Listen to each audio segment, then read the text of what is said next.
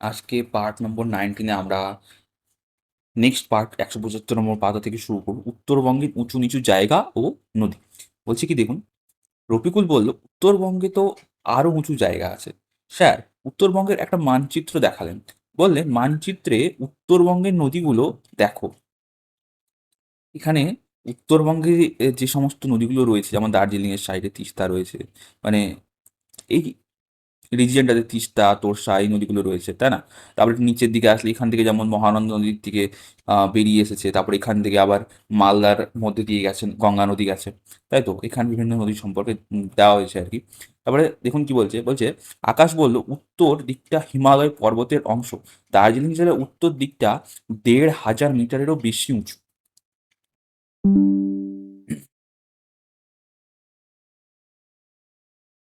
জলপাইগুড়ির উত্তর দিকে উচ্চতা প্রায় 1,000 মিটার। রফিকুল মানচিত্রটা দেখছিল, সে বলল তিস্তা, তোর্ষা, জলঢাকা, মহানন্দা, তারপরে সংকোষ, হ্যাঁ সংকোষ, এগুলো বরফ গলা জলের নদী। আকাশ বলল তা তো বটেই, খাড়া উপর থেকে জল নামছে, খুব স্রোত। নদীগুলো দার্জিলিং, জলপাইগুড়ি, আলিপুরদুয়ার আর কোচবিহারের ঢালু জায়গা দিয়ে গেছে। রফিকুল বলল ঢালু জায়গাও আছে, পর্বতের পরও সমতল নয়? পরই সমতল নয়? আচ্ছা, পর্বতের পর কিছুটা ঢালু, তারপর সমতল। কোচবিহার কিছু জায়গায় উচ্চতা সমুদ্রপৃষ্ঠ থেকে 30 থেকে 40 মিটার। পুরো জায়গাটাই মাঝে মাঝে উঁচু নিচুও আছে। অন্তরা মানচিত্র দেখতে দেখতে বলল এখানে আরো নদী আছে, কালজানি, রায়ডাক, আরও এরাও পলি বয়ে আনে, পলি আনে। তার সঙ্গে পাথর থেকে, সরি, পাহাড় থেকে বালি, নুড়ি, পাথর আসে। তাই মাটিতে বালি, নুড়ি, পাথর বেশি। মাটি স্যাঁতস্যাঁতে। দার্জিলিং ও জলপাইগুড়ি দক্ষিণ অংশ, কোচবিহার ও উত্তর দিনাজপুরের উত্তর অংশের জমির এই বৈশিষ্ট্য। এই অঞ্চলের এই অঞ্চল তরাই অঞ্চল নামে পরিচিত। বলা বলি করে লেখো উত্তরবঙ্গে তোমার কাছে 5টা জেলার নাম, ভূমি ও নদী বিষয়ে আলোচনা করে লেখো। দেখো নেক্সট, পর্বত শ্রেণী, পর্বত শৃঙ্গ। তাও কি আছে দেখুন, স্কুল থেকে ফেরার সময় আকাশ পর্বত শ্রেণীর কথা বলল। পর্বত শ্রেণীগুলো উঁচু উঁচু, পর্বত শৃঙ্গ থেকে পর্বত শৃঙ্গ থাকে। শৃঙ্গগুলো খুব খাড়া। উঁচু পর্বত শৃঙ্গগুলো সাদা হয়, কেননা তার ওপর বরফ জমে থাকে। শেষে বলল দার্জিলিংয়ে সিঙ্গালিয়া, সিঙ্গলীলা পর্বতশ্রেণী আছে। সেখানে পশ্চিমবঙ্গের সবচেয়ে উঁচু পর্বতশৃঙ্গ সান্দাকফু। তার উচ্চতা 3,630 মিটার। তো এই কোশ্চেনটা ভীষণ ইম্পর্টেন্ট, যে পশ্চিমবঙ্গের সর্বোচ্চ পর্বতশৃঙ্গের নাম কি? তো কোথায় কি হবে? সান্দাকফু এখানে দেওয়া রয়েছে। আর সেটা উচ্চতা হচ্ছে 3,630 মিটার, তাই তো? আর সেটা কোন পর্বত শ্রেণীর অন্তর্গত যদি জিজ্ঞাসা করে, তাহলে অ্যান্সার হবে সিঙ্গলীলা। আছে কোথায়? দার্জিলিংয়ে। তাই এখান থেকে অনেকগুলো কোশ্চেন আমাদের ধরতেই পারে। তারপর পরদিন ক্লাসে এসব শুনে অন্তরা বলল ওখান থেকে কোনো নদী হয়নি? স্যার বললেন ওই সব জায়গা থেকে ছোট বড় ঝর্ণা হয়ে বরফ গলার জল গড়িয়ে নিচে আসে। ওই রকম অনেক ঝর্ণার জল মিলেই নদী হয়। অনেক সময় একাধিক জায়গা থেকে জল এসে একটা জায়গায় জমে, সেখান থেকে নদীর ধারাটা তৈরি হয়। আর সেটাকেই লোকে বলে নদীর জন্মস্থান।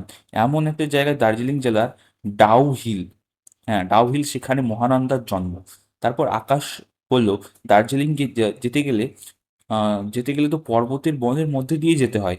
জলপাইগুড়িতে জলদাপাড়ায় বন আছে, সেখানে অনেক হাতি, একশৃঙ্গ গন্ডার আছে। এই অঞ্চলে আর কোথাও বন জঙ্গল নেই। ঠিকই বলেছ, পর্বতে ওঠার পথে সর্বত্রই আহ কম বেশি বন আছে। জলপাইগুড়ি উত্তরে পার্বত্য অঞ্চলে সর্বত্রই ঘন বন। সেখানে আছে বক্সা জয়ন্তিয়া পাহাড় আর বিখ্যাত বক্সার বাঘ বন। তারপর বলছে দেখুন, আয়ুব বলল ওখানে বাঘ ছাড়া আর কোনো জন্তু নেই? হ্যাঁ, ভালুক, হাতি, হরিণ, অজগর, বাইসন আছে। কি বলছে, নানা রকম পাখি, নানা রঙের প্রজাপতিও দেখা যায়। এর মধ্যে শকুন সংরক্ষণ কেন্দ্র আছে। এই জঙ্গলের একদিকে ভুটান যাওয়ার রাস্তা, আর একদিকে দিক দিয়ে যাওয়া যায় বাংলাদেশের রংপুরে। এখানে আছে বক্সা দুর্গ। একসময় এই দুর্গ ছিল ভুটানের। 1860 এর দশকে ব্রিটিশরা এই দুর্গ দখল করেন। সেই থেকে এই দুর্গ ভারতের মধ্যে। পরে যারা ভারতের স্বাধীনতার জন্য লড়াই করতেন, তারা অনেকে ব্রিটিশ সরকারের এখানে বন্দি করে রাখতো। তারপরে আকাশ বলল, এখান দিয়ে রেল লাইন গেছে। হ্যাঁ, জঙ্গলের বুক চিরে গেছে দীর্ঘ রেলপথ, শিলিগুড়ি থেকে আলিপুরদুয়ার। পশুরা চলাফেরার পথে মাঝে মাঝে কাটা পড়ে রেলপথে। এখানে কি গাছ বেশি আছে?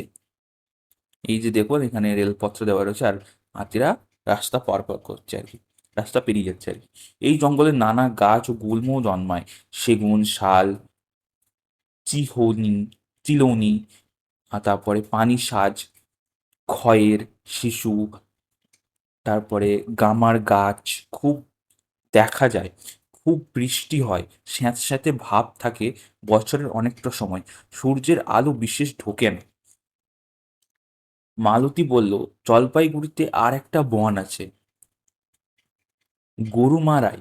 সেখানে কোন কোন বন্যজন্তু আছে? ওখানেও একশৃঙ্গ গন্ডার, চিতাবাঘ, ভালুক আছে, হাতি, বাইসন আছে। তাছাড়া ছোট ছোট অনেক পশু আছে। বলা বলি করে লেখো, উত্তরবঙ্গে বনের পশু ও গাছপালার মধ্যে কি কি তোমার দেখা সে বিষয়ে লেখো। যাই হোক, তারপর আমরা দেখুন উত্তরবঙ্গের নানা জায়গা। তারপরে দেখুন কি আছে। নাসিমা বলল, স্যার, মালদাও তো উত্তরবঙ্গে। মালদায় ফজলি আম হয়, একটার ওজন 1 কেজিরও বেশি হয়। এটা কিন্তু সত্যি, বাই দ্য ওয়ে, আমি মালদা থেকে। যাই হোক, তারপরে দেখুন কি বলছে। স্যার বললেন, হ্যাঁ, এই অঞ্চলের ফজলি আমের জন্যই বিখ্যাত।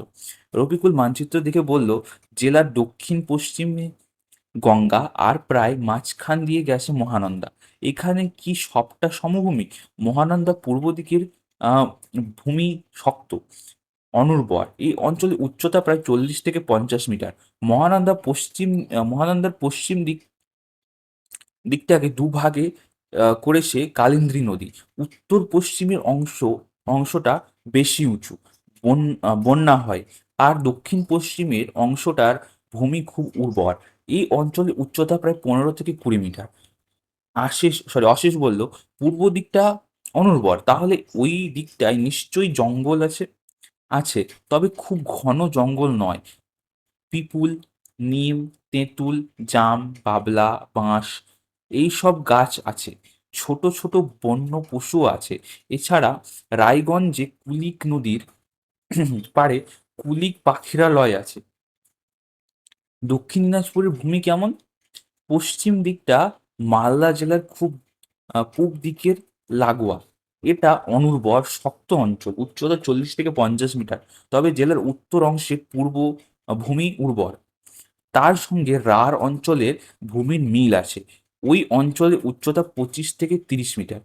তারপরে দেখুন কি বলছে, তোমার কাছাকাছি অঞ্চলে ভূমি, বন, নদীর সঙ্গে পশ্চিমবঙ্গের অন্য কোন অঞ্চলের মিল আছে তা লেখো। আচ্ছা, তারপরে পশ্চিমবঙ্গের সাধারণ পরিচিতি সম্পর্কে আমাদের দেওয়া রয়েছে। উত্তর দিকে সিকিম আছে, ভুটান রয়েছে, তাই তো। তারপরে পূর্ব দিকে বিহার রাজ্য রয়েছে, ঝাড়খণ্ড রয়েছে। তারপরে, সরি, এটা পশ্চিম দিকে, বাই দ্য ওয়ে, সরি, পূর্ব দিকে রয়েছে বাংলাদেশ, তাই তো। হ্যাঁ, আর যদি আমরা দক্ষিণ দিকের কথা বলি, তাহলে উড়িষ্যা রাজ্যটা রয়েছে, তারপর কি আছে, বঙ্গোপসাগর রয়েছে, তাই তো। পশ্চিমবঙ্গের জেলা সদর, সবাই জানে পশ্চিমবঙ্গের সবচেয়ে বড় শহর কলকাতা, রাজ্যের রাজধানী। এছাড়া আর বড় শহর কি কি? কোন শহরে কি আছে? স্যার বললেন, তোমরাই বল, উত্তরবঙ্গ থেকে শুরু করো। অনেকেই জেলা সদরগুলোর নাম জানে, মানচিত্রে বারবার দেখেছে, কোনটায় বিশেষ কি আছে তাও কিছু কিছু জানে।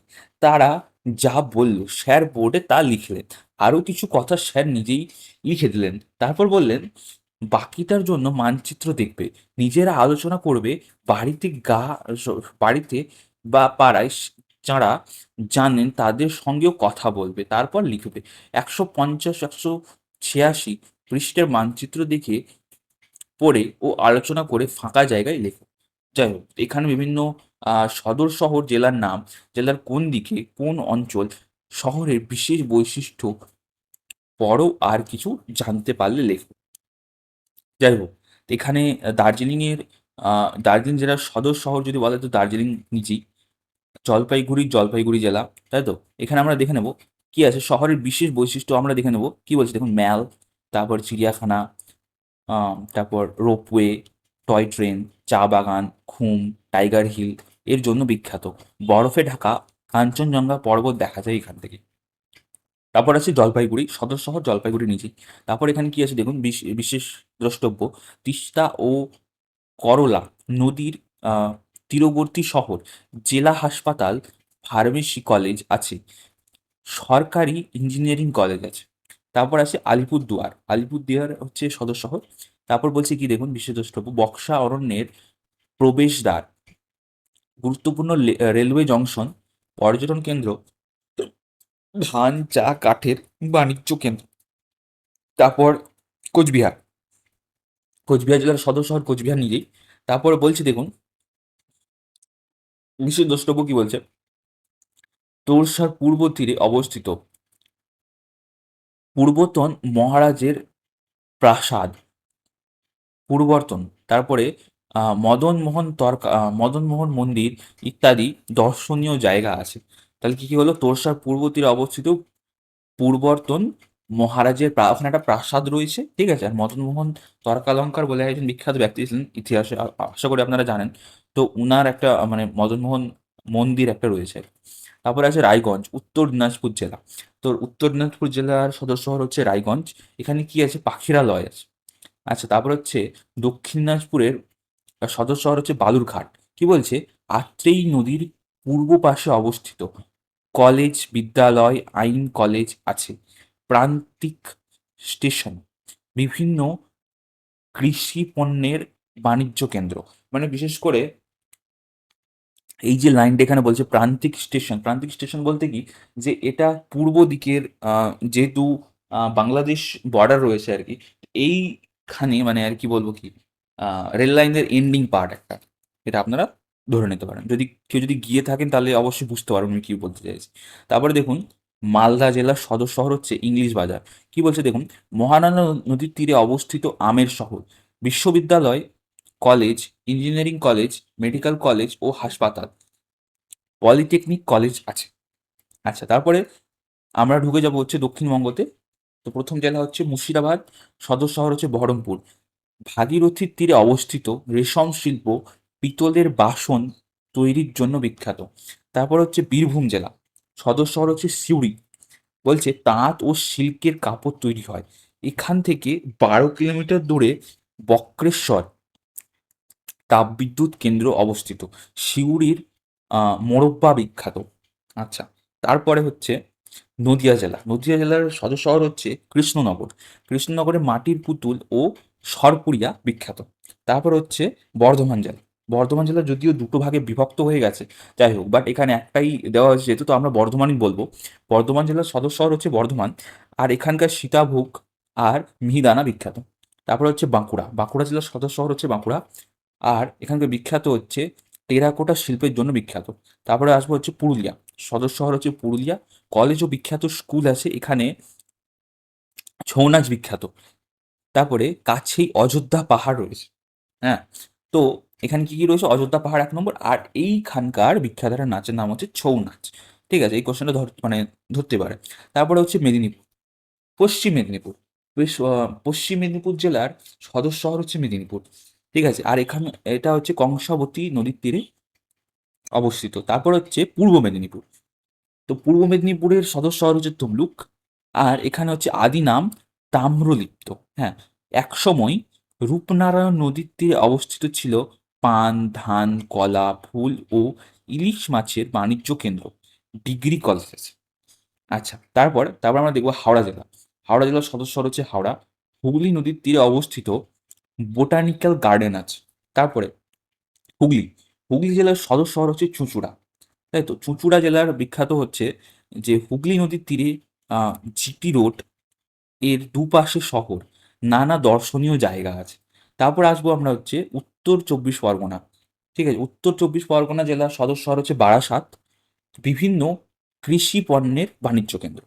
তারপরে আসবো হচ্ছে দক্ষিণ চব্বিশ পরগনা, দক্ষিণ চব্বিশ পরগনার সদর শহর হচ্ছে আলিপুর, চিড়িয়াখানা, জাতীয় পাঠাগার, তারপর ট্যাঁকশাল, বিশ্ববিদ্যালয়, হাসপাতাল, আবহাওয়া অফিস আছে।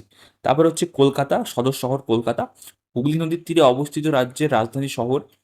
তারপরে রাজভবন, মিউজিয়াম, ইডেন উদ্যান, তারপরে ফোর্ট উইলিয়াম, পাতাল রেল, বন্দর, বিমানবন্দর আছে। আচ্ছা, তারপরে তারপরে আসে হচ্ছে আরও শহর নগরের কথা। যাই হোক, আজকে আমরা 195 অব্দি শেষ করলাম, ঠিক আছে? পার্ট নম্বর 20 এরপর থেকে আমরা স্টার্ট করবো। অলরেডি অনেকগুলো ভিডিও দেওয়া রয়েছে, আমি আরও ভিডিওগুলো দেওয়ার চেষ্টা করছি, ঠিক আছে? আপনাদের যদি ভালো লাগে অবশ্যই ভিডিওগুলো দেখবেন এবং ভিডিওটা লাইক করবেন, একটু পারলে চ্যানেলটা সাবস্ক্রাইব করে একটু শেয়ার করে দেবেন। সকলকে অসংখ্য ধন্যবাদ। আর একটা আপডেট আপনারা অবশ্যই পেয়েছেন, আমি আশা করবো যে আপনারা জানেন যে আমাদের যে 6th থেকে 10th ফেজ অব্দি ইন্টারভিউয়ের যে ডেটগুলো দেওয়া ছিল ভোটের কারণে, 2026 ওয়েস্ট বেঙ্গল ইলেকশন থাকার কারণে সেইগুলো পজ হয়ে গেছে। আশা করি আপনারা অলরেডি জানেন। তো এখানে পরবর্তী ডেট যখনই ঘোষিত হবে আমরা সাথে সাথে আপনাদেরকে জানিয়ে দেবো। তো অবশ্যই চ্যানেলটা সাবস্ক্রাইব করবেন এবং বেল আইকনটা অন করে দেবেন, ঠিক আছে? সকলকে অসংখ্য ধন্যবাদ এবং অল দ্য বেস্ট। বাই।